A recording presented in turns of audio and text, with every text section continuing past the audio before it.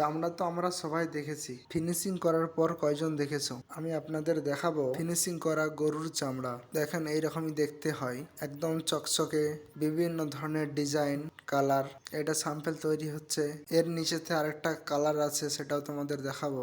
আমাদের ওয়েস্ট বেঙ্গলে খুব কম টাকার মধ্যেই চামড়া পাওয়া যায়। আমি আছি তামিলনাড়ুতে, এখানে চামড়ার মূল্য অনেক। ফিনিশিং করার পর স্কোয়ার ফিট হিসাবে বিক্রি হয়। এত কম দাম হওয়া সত্ত্বেও আমরা কয়জন পারি চামড়ার জিনিস পরতে? একটা চামড়ার জুতার দাম 1000 টাকার থেকেও বেশি, একটা বেল্টের দাম 500 টাকা।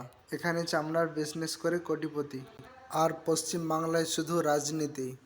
এখানে না আছে কোনো হিন্দু মুসলিম নিয়ে সমস্যা, না আছে এসআইআর নিয়ে সমস্যা। মন্দির থেকে 100 মিটার দূরেই গরুর মাংসর দোকান, সেখানে হিন্দু মুসলিম খ্রিস্টান সবাই কিনছে। আমরা কখনো মুসলিম হোটেল দেখি না, তারাও কখনো হিন্দু হোটেল দেখে না, কারণ তারা জানে আমরা যেখানেই খাই না কেন হালাল ছাড়া হারাম পাবো না। 10 বছর তামিলনাড়ু থাকার এক্সপিরিয়েন্স বলছে। এমনি এমনি হাওয়াই কথা বলি না, যার ডাউট মনে হবে তাকে প্রমাণ দিয়ে দেব ভিডিও কলের মাধ্যমে।